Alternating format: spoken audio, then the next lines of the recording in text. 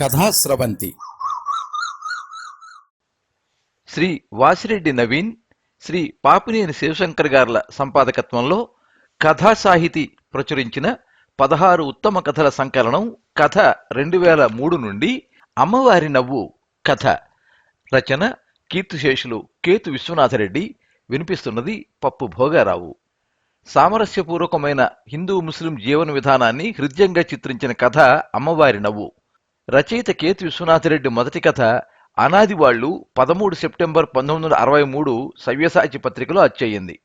1939 July 10వ తేదీన పుట్టిన వీరు సార్వత్రిక విశ్వవిద్యాలయంలో ప్రొఫెసర్గా పదవీ విరమణ చేశారు. 4 కథా సంపుటాలు, 2 నవలలు అచ్చయ్యాయి. 14 సంపుటాల కొడవటిగంటి కుటుంబరావు సాహిత్య సర్వస్వానికి సంపాదకులు. 1995లో కేంద్ర సాహిత్య అకాడమీ అవార్డు లభించింది. మే 22, 2023 సంవత్సరంలో తుది శ్వాస విడిచారు.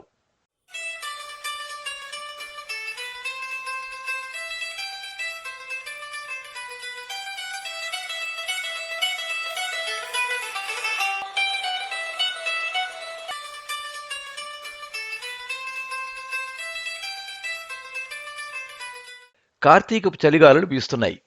ఆకాశంలోని మబ్బుల రంగులు క్షణక్షణానికి కదలికల్లో మారిపోతున్నాయి. దిశాంతరాళంలో తెలిమబ్బులు సంపెంగలు బియ్యం మల్లెల్లాగున్నాయి. ఊదా మబ్బులు డిసెంబరు పూలలాగున్నాయి. ఎరుపు డాలు, పసుపు డాలు, మబ్బులు కుంకుమ చెండు మల్లెల్లాగా ఉన్నాయి. ఆకాశం కింది రకరకాల మొక్కలు గాలికి కదిలి ఊగుతున్నాయి.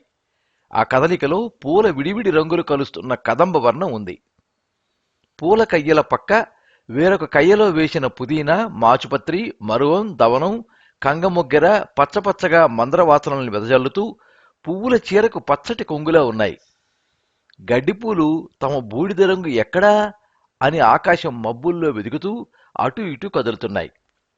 ఆకాశంలో కదిలిపోతున్న మబ్బుల్ని చూస్తూ పూలతోటల సువాసనల గాలుల్ని పీలుస్తూ నలుదిక్కులను పరికిస్తూ ఇంకా వేడెక్కని సూర్యుని కింద గట్టు మీద జాగ్రత్తగా అడుగులు వేస్తూ వస్తున్న శంకర్రెడ్డిని పూలతోటలో ఉన్న జాఫర్ కొంత దూరాన్ని నుంచి గుర్తించాడు. ఆ పంచెకట్టును నడకను గుర్తించి, ఓయ్ శంకరన్న, ఇట్లా ఇట్లా ఇట్లా రా తిన్నంగా అని బిగ్గరగా పిలిచాడు. శంకర్రెడ్డి ఆదరా బాదరా అడుగులు వేశాడు. ఉల్లాసంతో జాఫర్ ఉండే సంపెంగల కయ్యలోకి అడుగుపెట్టాడు. కుడిభుజం మీద పై పంచెను సరిచేసుకుంటూ సరదాగా అన్నాడు, జాఫరు, నీ అదృష్టమే అదృష్టం. పూల తోటలో నువ్వు ఎట్లా కనిపిస్తుండవో చెప్పేదా? ఏపుగా ఎదిగిన 2 దోశలు వెడల్పుండే సన్ఫ్లవర్ మాదిరి ఉండవు. అబ్బో, నువ్వు అన్నా, ఇదిగో ఆకుపచ్చంచు తెల్లటి పంచిలో గన్నేరు పువ్వు మాదిరి ఉండవు. జాఫరు నవ్వుతూ పొగిడాడు, మాటల్లో పోటీ పడుతూ. జాఫరు, పొగడ్తలోనున్నా నీ తోటలోని ఏ పువ్వుతోనో పోల్చకూడదా? శంకర్ రెడ్డి చెణికాడు. శంకరన్నా, నిన్ను ఈశ్వరుడికి ఇష్టమైన పువ్వుతో పోల్చినా, నువ్వేమో మన వెలిభూముల రైతుల మాదిరి నన్ను పంట పువ్వుతో పోల్చినావు. సరికి సరా, నువ్వేమీ మారలేదు జాఫరు. మా దేవుళ్ళు వాళ్ళ ఇష్టాలు కూడా నీకు తెలుసు. శంకర్రెడ్డి బిగ్గరగా నవ్వాడు. శంకర్రెడ్డి నవ్వుతో జాఫర్ జత కలిపాడు. మర్చినా మర్చినా అంటూ జాఫర్ చేతులు బార్లా జాపాడు. శంకర్రెడ్డికి నవ్వొచ్చింది. తాను 2 చేతులు చాచాడు. ఒకరినొకరు 3 సార్లు గుండెలు హత్తుకున్నారు. జాఫర్ కుశల ప్రశ్నలు వేశాడు. శంకరన్నా, వదిన బాగుందా? నీ కొడుకు, వాడి పేరేమి? హరీశ్వర్ బాగున్నాడా? ఇంజనీరింగ్ పూర్తయి ఉండాలే. అమెరికాకు పోవాలని ఉండాడా? ఉద్యోగంలో చేరినాడా? పెద్దమ్మ ఈశ్వరమ్మ బాగుందా? ఈ మధ్యన పెదనాయన కాలం చేసినాడని విన్నా. నందలూరు స్కూల్లో 10th మన క్లాస్మేట్ సుబ్బనాయుడు చెప్పినాడు ఆ సంగతి. నేనేమి పరాయి వాడినా, మరీ దూరాభారంలో ఉన్నానా? చెప్పి పంపకపోతే పాయలే. దివసానికి రమ్మని ఒక కార్డు మొక్క వేయకూడదా? పెదనాయన మా నాయన ఒకరికొకరు ప్రాణం ఇచ్చుకునే వాళ్ళు నీకు తెలీదా? మన ఇద్దరి మాదిరే వాళ్ళు. మా నాయన చచ్చిపోయినాక రోజులు బాగుండకపోయి నువ్వు వద్దంటున్న ఈ పక్కలకు ఈ పల్లెకి వచ్చినాం. మా అత్త మామ పోరు పెడితే మన ఊరు వదిలి ఇక్కడికి వచ్చి 5 ఏండ్లు అయ్యింది. జాఫర్ నిట్టూర్చాడు. జాఫర్ ప్రతి మాటను గురించి ఆలోచిస్తున్న శంకర్రెడ్డి ఉక్కిరిబిక్కిరయ్యాడు.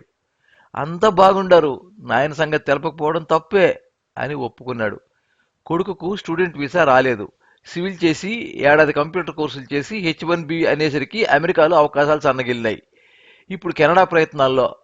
ఆ దిగుల్లో ఇప్పుడు చెప్పలేకపోయాడు. ఆ క్షణానికి కడుపులో రాని ఉత్సాహాన్ని పైకి తెచ్చుకుని కుశల ప్రశ్నలు వేశాడు. మా మరదలు జరీనా ఎట్లా ఉంది? ముసలమ్మ బాగుందా? ఆడపిల్లోళ్ళు ముగ్గురు పెండిళ్ళు చేసినావు. కూతుర్లు అల్లుళ్ళు సౌదీలో సుఖంగా ఉన్నారా? ఆ రకంగా నువ్వు అదృష్టవంతుడివి. శంకరన్న, ఎవరు బతుకులు వాళ్ళవి, ఎవరు నసీబులు వాళ్ళవి. జాఫర్ గొంతు వణికింది. ఆ కలవరపాటును శంకర్రెడ్డి గుర్తించి ఆత్రంగా అడిగాడు. ఏంది అట్లా మాట్లాడతావు? ఏమైంది? జాఫర్ మాట మార్చాడు.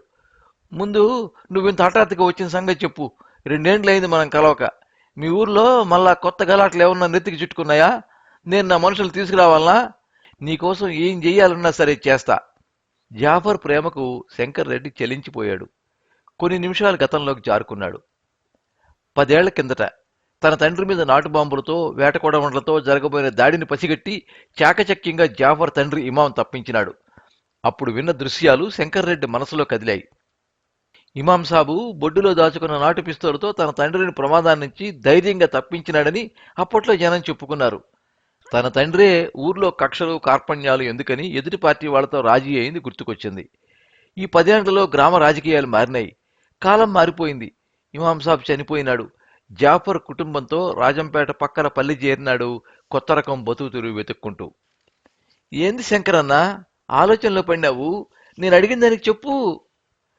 అదేం కాదు జాఫర్, ఊర్లో ఏ గలాటలు లేవు. ఇక్కడికి మా చిన్నాయన కూతురు పెండ్లి విషయంగా వచ్చిన. ఏ చిన్నాయన? నారదుడు చిన్నాయనా? రేడియో చిన్నాయనా? జాఫర్ ప్రశ్నకి శంకర్రెడ్డికి తెగ నవ్వు వచ్చింది. తన తండ్రి హయాంలో తంటాలు పెట్టి తమాషా చూసే చిన్నాయనను నారదుడని, అక్కడిక్కడ వార్తలు చేరవేసే చిన్నాయనను రేడియో అని నలుగురు చాటుగా అనుకుంటున్నది జాఫర్కి ఇంకా గుర్తుందన్నమాట. కాదులే కాదులే అంటూ శంకర్రెడ్డి పొర్లి పొర్లి నవ్వాడు. ఇంకెవరు? జాఫర్ గుర్తు తెచ్చుకోవడానికి ప్రయత్నిస్తూ అన్నాడు. మా 4గో అబ్బా హుసేన్ రెడ్డి, నీ జ్ఞాపకమే కదా? మా జేజి పక్కీరమ్మ జ్ఞాపకం ఉందా? వాళ్ళ 2వ కొడుకు వెంకటస్వామి రెడ్డి, ఆయన కూతురు పెండ్లి. చంపినావు. ఆయన తెలియకేమి? మనకు వయసు వచ్చేసరికే కర్ణాటక వైపు కాంట్రాక్టర్కి పోయినాడు. ఆయనేనా? ముందు కాంగ్రెస్లో ఉన్నాడు, తర్వాత తెలుగుదేశంలో చేరినాడు. ఇప్పుడు సంగతి? అవు, ఆయనేలే. మన కుటుంబానికి ఏదో ఒక సాయం చేస్తానే ఉన్నాడు. ఇప్పుడు మండలాధ్యక్షుడు, మంచి పలుకుబడి సంపాదించుకున్నాడు. ఆయన కూతురు పెండ్లి 30 లక్షలు కట్నం ఇస్తున్నాడు. తెలంగాణ సంబంధం, వరంగల్ పక్క పల్లె వాళ్ళది. పిల్లోడు అమెరికాలో ఉన్నాడు. మన పిల్ల ఇంజనీరే కదా. ఆ సంగతులు గొప్పగా చెప్తా ఉండవు. ఇంతకు నేను నువ్వు చేయాల్సింది ఏముంది? జాఫర్ అసహనంగా అడిగాడు. పెండ్లి పనులు కొన్ని నా వంతు. వాటిల్లో నువ్వు చేసే పని ముఖ్యమైంది. ఈ మధ్య ఒక శెట్టిగారి పెండ్లికి, ఇంకా ఎవరో పెద్ద అసాములు పెండ్లిళ్లకు నే పోయినాలే. ఆ పెండ్లి మంటపాలు ఎవరు కట్టినారని అడిగినా. పూల జాఫర్ పేరు ఊరు చెప్పినారు. మనోడే అని తెగ సంతోషపడినా. ఇప్పుడు నేనొచ్చినా ఆ పని నెత్తి మీద వేసుకుని నీదను చేయించాలని. జాఫర్ ఆ మాటలకు పొంగిపోయాడు. పెండ్లి మంటపం, హాలు, బయట అలంకరణ అంతా నీ చేతుల మీదనే సాగాల. చూసినోళ్ళు అదిరిపోవాలా. వెంకటస్వామిరెడ్డికి మన కథ అంతా చెప్పలేదులే. పెండ్లిలో దెమ్మ తిరిగిపోయేటట్టు చేస్తామని. పెండ్లి ఎప్పుడు? వారం రోజులుంది. నవంబర్ 24. ఎక్కడా? నువ్వు నీ పనితనం చూపించోటే, కడపలో. శంకర్రెడ్డి కొంటిగా నవ్వాడు. టీటీడీ కళ్యాణ మండపంలోనా? అవు. వారం రోజుల ముందు చెప్పి బతికించావు. రాజంపేట, కడప, తిరుపతి మార్కెట్లు గిట్టుబాటు కాక ఏకంగా హైదరాబాద్కు పూలుకు పంపుతున్నాం ఈ మధ్యన. ఎక్కువగా సంపెంగల్ని, వాళ్ళు బంతిపూలని, చెండుబల్లెల్ని, చామంతుల్ని. మరువం దవనం సరే అనుకో. ఈ సీజన్లో సంపెంగలకు గిరాకీ వచ్చింది. ఎంత పలుకుతున్నాయి? ఈ వారం కిలో 10 రూపాయలు. రేపటి మాపటి కోతలకు ఏ రేటు ఉంటుందో తెలియదు. అల్లాకు తెలియదు, రాముడికి తెలియదు. జాఫర్ హాస్య దృష్టిని శంకర్రెడ్డి పట్టించుకోలేదు. నీరసంగా అన్నాడు. మా కాయగూరల కన్నా నీ పూలే నయం. ఆ మాటకొస్తే కొన్ని మిగతా పంటల కన్నా కూడా. మొన్న టమాటోలు 10 కేజీలు గంప ఒకటికి 4 రూపాయలకి అమ్మినా. శంకరన్న, ఈ రోజులు మీవి కావు, మావి కావు. దబాయించి ధర ఇంతే, సరుకిస్తే ఇవ్వు, లేకపోతే నీ చావు నువ్వు చావు అనే గుత్త మొత్తంగా కొనేవాళ్ళ రోజులు. ఈ గవర్నమెంట్కు రోడ్లు ముఖ్యం, మనం కాదు. ఎవడి చేతిలో ఏ చక్రం ఉందో చచ్చినా అర్థం కాదు. నీ చేతిలో చక్రం లేదా? రైతులందరి దగ్గర కొని పంపువా? శంకరన్న, నేను పూల ఎగుమతిదారున్నే. నా పూలకు ఒక ధర, రైతుల పూలకు ఒక ధర కట్టలేనన్నా. పూల అమ్మకాల పట్టీలు నావి, వాళ్ళవి రైతుల ముందు పెట్టడం నా మతం. సాయం చేసినందుకు రైతులు ఎంత ఇస్తే అంత తీసుకుంటాను. ఈ సాయం చేయబట్టే ఈ భూమి గుత్తకు దొరికింది. కమిషనా? ఆ పేరుతో పిలవద్దు. చేతికి చేతి సాయం, మాటకు మాట సాయం. నాకేదన్నా మిగిలేది పెండ్లిళ్ళ సీజన్లోనే. ఈ పెండ్లి మండపాల పనిలో అది పెద్దాసాముల పెండ్లిళ్ళు అయితేనే. మిగతాదంతా పూలల్లో మిగిలేది పెట్టుబడులకు, గుత్తలకు, కూలీలకు, మా ముగ్గురి తిండికి. పూల బతుకు 1-2 రోజులే కదా. జాఫర్ ఏమీ మారలేదు. తాను నొప్పించే ప్రశ్నలు వేసినాడేమో అని శంకర్రెడ్డి అనుకున్నాడు. కొన్ని క్షణాలు మౌనం వహించాడు. శంకర్రెడ్డి భుజం తట్టి జాఫర్ అన్నాడు, ఇంటికి పోదాం పదా. జరీనాను ముసలమ్మను చూసి 2 గంటల బస్సుకు పోతా. వచ్చేటప్పుడు బస్సు కండక్టర్ చెప్పినాడు 2 గంటలకు తిరిగి బస్సు ఒకటి ఉందని. ఈ రాత్రికి ఉండు శంకరన్న, పగటిపూట నీతో కలిసి భోంచేయలేను. జాఫర్ ఉమ్మిని మింగితూ అన్నాడు. జాఫరు, నీ ప్రేమ తెలీదా? నీ దర్బారు తెలీదా? రాత్రికి కోడి అంటావు, దొరికితే మాంసం అంటావు, పలావ్ అంటావు, కైమా ఉండాలంటావు. నాయనా, కడపలో నాకు అర్జెంట్ పని ఉంది, నన్ను వదులు. ఇంట్లో వాళ్ళు గొడవ పెడుతుంటే కార్తీక మాసంలో నీచి వదిలేమ్మనుకున్నా. ఏం మతాలో, ఏం పండగలో, ఏం మాసాలో ఏమో, తినే తిండిలో పితలాటకాలు ఉన్నాయి. జాఫర్ మాటలో ఏదో అసంతృప్తి ధ్వనించింది. జాఫర్ పక్క తోటలోని కనకాంబరాలను కోస్తున్న మహిళల వైపు శంకర్రెడ్డి చూస్తూ జాఫర్ మాటల్ని పట్టించుకోలేదు.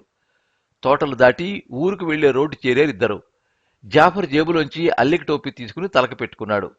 శంకర్రెడ్డి ఆశ్చర్యంగా జాఫర్ తలవైపు చూస్తూ, ఇది ఇంతకు ముందు అలవాటు లేదే అని అడిగాడు.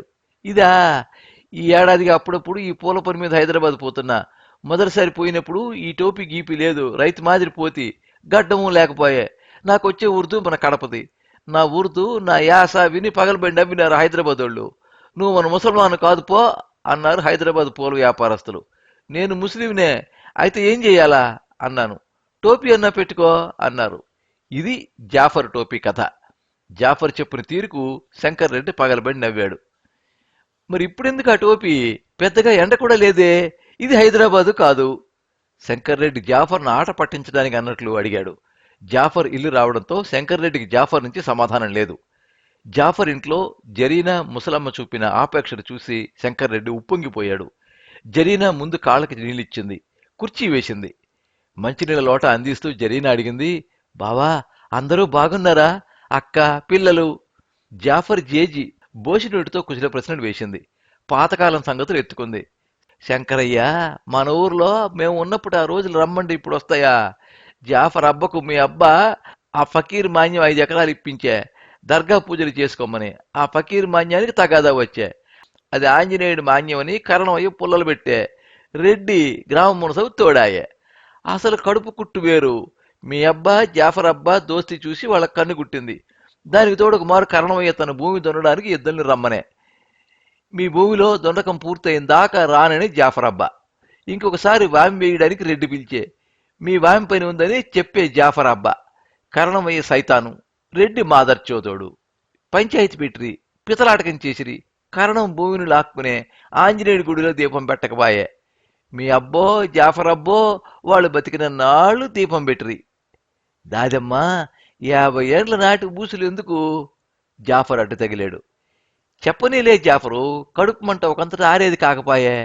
శంకర్రెడ్డి ప్రోత్సహించినట్లయింది. ముసలమ్మ పాత చరిత్రను తవ్విపోయడానికి మళ్లీ మొదలుపెట్టింది. భూమిపాయే, జాఫర్ అబ్బ కాలం చేసే, మీ అబ్బా కాలం చేసే. మీ నాయన జాఫర్ నాయన అన్నదమ్ముల మాదిరి బతికిరి. మీరిద్దరూ అన్నదమ్ముల మాదిరే పెరిగిరి. కరువులొచ్చే, కాటకాలొచ్చే, కచ్చెలొచ్చే, ఇక్కడికి చేరుకుంటుమి. ఇక చాలే దాదమ్మా, శంకరన్న అన్నం తిని బస్సుకు పోవాలా అని జాఫర్ అనడంతో ముసలమ్మ ఆగి ఆకు ఒక్క సున్నం వేసి పక్క రోల్లో దంచుకోవడం మొదలుపెట్టింది. సేమియా పాయసం చేస్తా బావా, నీకిష్టం. జరీనా నవ్వుతూ వంటగదిలోకి వెళ్ళింది. శంకరన్న, 15 నిమిషాల్లో ఇక్కడుంటా, ఏమనుకోకు. ఈలోగా వంట పూర్తవుతుంది. పప్పన్నమేలే, మసీదుకి వెళ్ళి నమాజ్ చేసి వస్తా. నమాజా? ఈ పల్లెల్లో మసీదు ఉందా? శంకర్రెడ్డి ప్రశ్నలకు జాఫర్ ఇబ్బంది పడ్డాడు. ఆ, కువైట్, సౌదీ చందాలతో ఈ మధ్య మసీద్ కట్టినారులే. పోటీల్లో పల్లెజనం పడ్డంతో ఓ కొత్త గుడి, చర్చి కూడా వచ్చినాయి. రంజాన్ రోజుల్లోనున్న మసీదుకి రమ్మని సాటి ముస్లిం ముసలోళ్ళు కుర్రాళ్ళ రంపు. మీ నాయన మా నాయన చిన్నప్పుడు మన ఇద్దరిని దగ్గర కూర్చోబెట్టుకుని వేమల పద్యాలు నేర్పినారు, గుర్తుందా? మా నాయన ఎన్నోసార్లు ఈ పద్యం చెప్పేవాడు. పశుల వన్న వేరు పాలేక వర్ణమౌ, పుష్పజాతి వేరు పూజ ఒక్కటే, దర్శనములు వేరు దైవంబు ఒక్కడే, విశ్వదాభిరామ వినురవేమ. ఈ పద్యం ఇప్పుడు గుర్తుందా? శంకర్రెడ్డి హాస్యధోరణిలో అందుకున్నాడు. మీ నాయన నేర్పించిన ఆ పద్యం గుర్తుంది. ఒరే, ఈ పద్యం కూడా నీ కొడుకు శంకరుడు నేర్చుకోవాలా అని మా నాయన చెప్పిన పద్యం నీకు గుర్తుందా? మక్కకు జననేల మగుడత రానేల ఏకమైన కర్త ఇందు లేడో అన్నిట పరిపూర్ణుడు అల్లా మహమ్మదు విశ్వదాభిరామ వినురవేమ. ఇద్దరూ పద్యాలు పాడి నవ్వుకుంటుంటే ముసలమ్మ బోసినోటితో మరీ మరీ నవ్వింది. జాఫర్ నవ్వుకుంటూనే బయటికి వెళ్ళాడు. జరీనా పెరట్లోకి వెళ్లడాన్ని ముసలమ్మ గమనించింది. హీనస్వరంతో అంది, శంకరయ్యా, జాఫర్కు చిన్న కూతురుదే పెద్ద దిగులైపోయింది. ముసలమ్మ కొంగుతో కళ్ళొత్తుకుంది. మంచి సంబంధమని సిద్ధవటానికి ఇస్తిమి. వాడు సౌదీకి తీసుకుపోయినాడు. బాగుండారని మురిసిపోతా అంటే 6 నెలలకే తలాకిచ్చినాడు. ఒక్కరినో ఇద్దరినో కట్టుకున్నాడంట. ఆ బిడ్డ ఏమైందో ఎక్కడుందో తెలదు. 2 ఏండ్లయింది. అజాపజా లేదు. ముసలమ్మ వినిపించి వినిపించినట్లు రోదించసాగింది. జరీనా అలికిడి వినడంతోనే మాటలాపింది. ఆ పెళ్లి సంబంధం ఖాయం చేసినప్పుడు తాను కూడా ఉన్నాడు. ఎంత అందమైన పిల్లో రజియా. ఆ పిల్ల నవ్వు ప్రత్యేకంగా ఉండేది. కష్టాలు ఎందుకు చుట్టుకుంటాయో మంచి మనుషులకు కూడా. హరీశ్వర్తో తనకు బాధలు. వాడికి తలకాయ చెడిపోతాంది. ఉద్యోగం లేదు. 2 లక్షలకు పైగా వాడి చదువులో ఖర్చయింది. 3 లక్షలు అప్పుంది. వెంకటస్వామిరెడ్డి ఏదో ఒకటి చేస్తాం చేస్తాం అంటున్నాడు. తన బాధలు తనకున్నాయి. పెండ్లి పనులు ఎత్తుకోవడం అందుకే. శంకర్ రెడ్డి తనలోకి జారుకున్నాడు. జాఫర్ వచ్చి రావడంతోనే జరీనా దస్తరపరిచింది. శంకర్ రెడ్డికి భోజనం ఏర్పాటు చేసింది. జాఫర్ ఎదురుగా కూర్చుని తిను తిను, పాయసం ఇంకొంచెం అంటూ బలవంతం చేశాడు.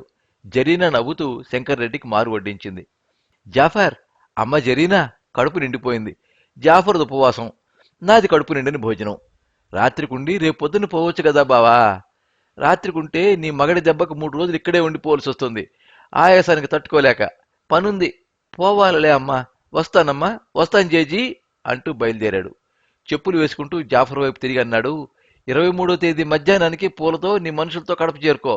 ఆ టైంకి నేను నిన్ను కళ్యాణ మండపంలో కలుస్తా. 24 పెండ్లి. నువ్వు ఏం పూలు ఏ ఆంకలు కడతావో ఎట్లా కడతావో అది నీ ఇష్టం. చూసిన వాళ్ళు మాత్రం అదిరిపోవాలా. ఇదిగో ఈ 3000 రూపాయలు అడ్వాన్సు. పని అయ్యాక నీవెంత చెబితే అంత తీసుకుందువు. డబ్బుని జాఫర్ జేబులో చనువుగా శంకర్ రెడ్డి పెట్టాడు. అంత బాగుంది. పెండ్లి కొడుకు పెండ్లి కూతురు పేర్లు మాత్రం నువ్వు చెప్పలేదు శంకరన్న. జాఫర్ నవ్వుతూ శంకర్ రెడ్డి జ్ఞాపకం చేశాడు.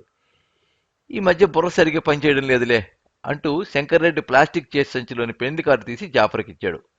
పెండ్లి కొడుకు పేరు మునుగాల మదన్ రెడ్డి, పెండ్లి కూతురు పేరు నళిని. మర్చిపోవద్దు, కార్డు చూడు.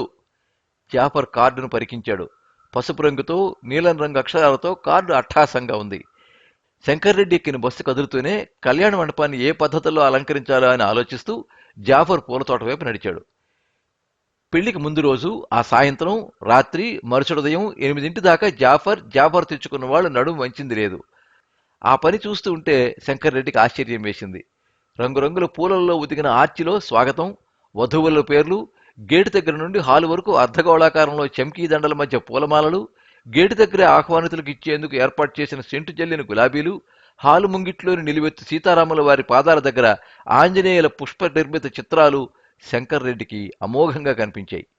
పెండ్లి మండపం వెనుక 9 అడుగుల ఎత్తు, 10 అడుగుల వెడల్పుతో పచ్చ చెండు పూల బిత్తికలో పొదిగిన వెంకటేశ్వర పద్మావతుల చిత్రాలు 7 అడుగులు 6 అడుగులు ఎత్తున్నవి అపూర్వంగా తోచాయి.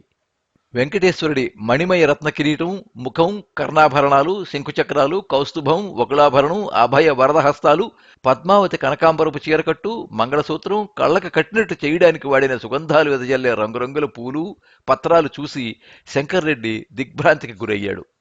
పెళ్లికి తరలి వచ్చిన వాళ్ళందరూ పుష్పాలంకరణల, పుష్పవేదికల గంభీర సౌందర్యానికి, కళాభిరుచికి ఎంతగానో ముగ్ధులయ్యారు. అదేదో దేవలోకం సెట్టింగుల్లా ఆ దృశ్యాలు పెళ్లికి వచ్చిన కుర్రకారుకు తోచాయి. పెళ్లి వేదిక వెనుక భారీగా కొట్టొచ్చినట్టు కనిపిస్తున్న వెంకటేశ్వర పద్మావతుల పుష్పచిత్రాలు చూస్తూ కాబోతున్న వధూవులను సైతం కొందరు విస్మరించారు. కళ ఒక అద్భుత భ్రాంతిని మింగే ఒక కఠిన వాస్తవం. పెళ్లి జరిగిపోయింది. పెళ్లి విందులోని రకరకాల వంటల్లో ఏది ఎంత వడ్డించుకోవాలో, ఏవేవి ఏ వరుసల్లో ఉన్నాయో, విందులో కనిపించే వాళ్లలో ఎవరెవరిని పలకరించాలో వెతుక్కునే ఆత్రంలో బంధుమిత్ర సపరివారం పడింది. పెళ్లికి తరలి వచ్చిన చిన్న పెద్ద రాజకీయ నాయకులు, కాంట్రాక్టర్లు బాగానే ఖర్చు పెట్టాడు అనుకున్నారు. పలకరింపులు, చిన్న చిన్న రహస్య మంతనాల పర్వాలయ్యాక భోంచేసి ఎవరి దారిని వాళ్ళు వెళ్లిపోయారు. సుందర పుష్పకళా లోకాన్ని చాలామంది మరచి తమ తమ దారుల్లో తిరిగి వెళ్లారు. వరుడి బృందం వెంట విశిష్ట ఆహ్వానితుడిగా వచ్చిన సుందర రామానందులు పుష్పచిత్రాలను తదేకంగా చూస్తున్నారు. కుడివైపు వరుడి తండ్రి, ఎడంవైపు పొదుగు తండ్రి స్వామి ఏం మాట్లాడతారోనని ఎదురు చూస్తున్నారు. వియ్యంకుడు బీజేపీలో ఉన్నాడు. స్వామి వియ్యంకుడికి సద్గురువు. వీళ్ళనుకుంటే వచ్చే ఎన్నికల్లో పార్లమెంట్ టికెట్ తనకు దొరకక తప్పదు పువ్వు గుర్తు మీద అని వెంకటస్వామిరెడ్డి ఆలోచనలో ఉన్నాడు. స్వామి హఠాత్తుగా అడిగాడు, ఈ పుష్పదైవాలను మన ముందు నిలిపిందెవరు? వెంకటస్వామిరెడ్డి ఉలిక్కిపడ్డాడు, తడబడ్డాడు. ఈ ఏర్పాట్లు చేసిన శంకర్రెడ్డి ఎక్కడున్నాడో వెంటనే రమ్మనమని తన మనిషిని పిలిచి చెవిలో చెప్పాడు. సుందర రామానందుల వైపు తిరిగి, లోపాలు ఏమైనా ఉన్నాయా స్వామి అన్నాడు. లేవు. ఒక గొప్ప హిందువు సంస్కారం ఆ మూర్తుల్లో కనిపిస్తోంది. అమ్మవారి పెదాల మధ్య విరిసి విరియైన ఆ నవ్వును చూపడం సాధకులైన మన హిందూ కళాకారులకి సాధ్యం. ఈలోగా శంకర్రెడ్డి పరిగెత్తుకుంటూ వచ్చాడు, కొడుకు హరీశ్వర్ని కూడా వెంటబెట్టుకుని. ఉగురుస్తూ, ఏదన్నా తక్కువ జరిగిందా అన్నా అని అడిగాడు. వెంకటస్వామిరెడ్డి పక్కన మల్లెపువ్వు లాంటి జుబ్బా, పైన కాషాయపు రంగు ఓవర్కోటు, కాషాయపు రంగు బార్డరు తెల్లటి పంచెకట్టు, నుదుట కుంకుమ బొట్టు ఉన్న స్వామిని శంకర్రెడ్డి ఆ హడావిడిలో గుర్తించలేదు. మరో పక్క వ్యక్తిని కూడా. శంకర్రెడ్డిని, హరీశ్వర్ను సుందర రామానందులకు వెంకటస్వామిరెడ్డి పరిచయం చేశాడు. సుందర రామానందులు అతిశాంతంగా అడిగారు, ఈ పుష్ప ప్రతిమలను ఎవరు రూపొందించారు? మా జాఫర్ చిన్నాయన. హరీశ్వర్ మాటల్ని నొక్కుతూ అన్నాడు. ఆ నొక్కులను సుందర రామానందులు గుర్తించారు. ఆయనకు నోట మాట రాలేదు. ఆ నవ్వు, ఆ నవ్వు అని గొణుక్కున్నాడు ఎదుటి వాళ్లకు వినిపించకుండా. హాలు బయట ఒక మూల 26 గంటల ఉపవాసంతో పనితో అలిసిపోయి గోని పట్టలు పరుచుకుని వాటి మీద జాఫర్ పడి నిద్రపోతున్నాడు.